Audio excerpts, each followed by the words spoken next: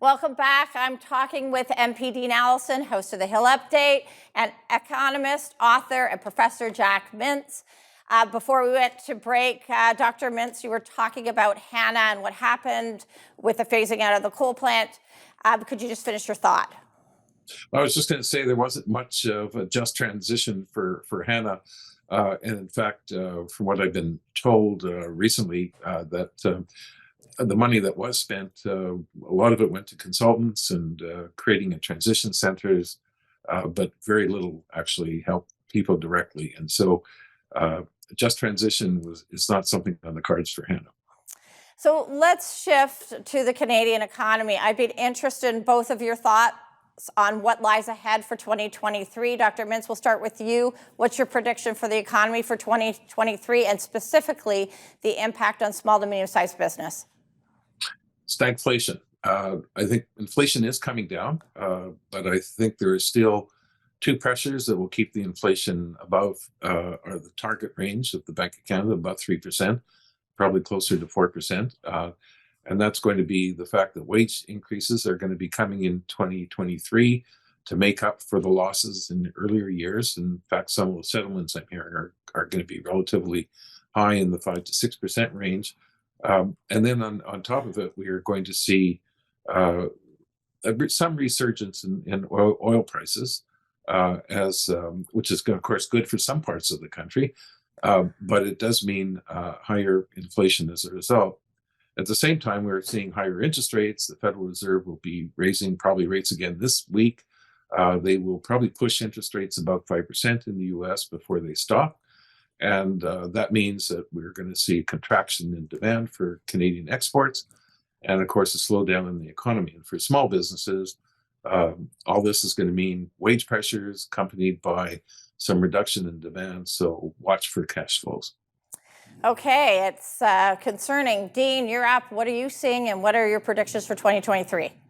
Yeah, no, I think Dr. Mintz mentioned, we've seen like interest rates hike 8 times in less than a year. And so that's certainly tough on families, and that's certainly tough on small businesses. We see inflation that continues to climb, and we see that, almost 22% of people say they're completely out of money.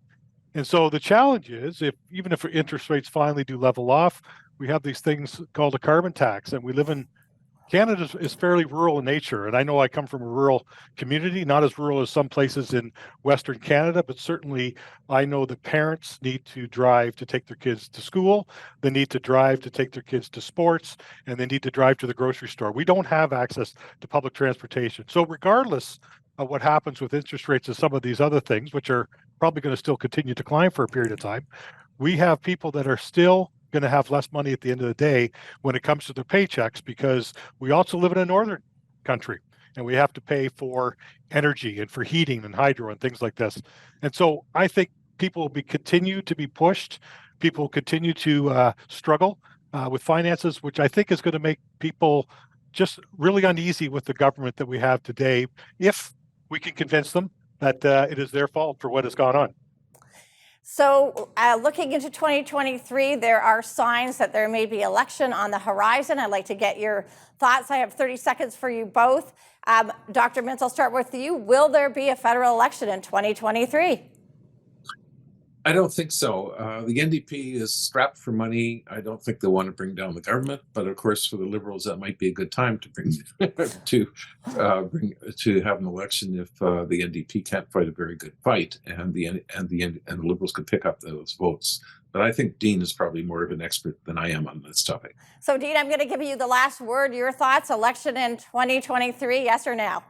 Yeah, I'm going to agree with Jack. I don't think we're going to have an election this year, but anything could change. It is politics, and whatever we say today could be different tomorrow. I think that the NDP are out of money, and maybe they'll build a case if their numbers start to go up in the poll, but I don't think the Liberals will want to go as long as their numbers are down in the polls.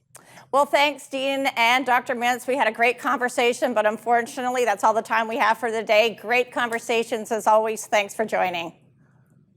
Thank you.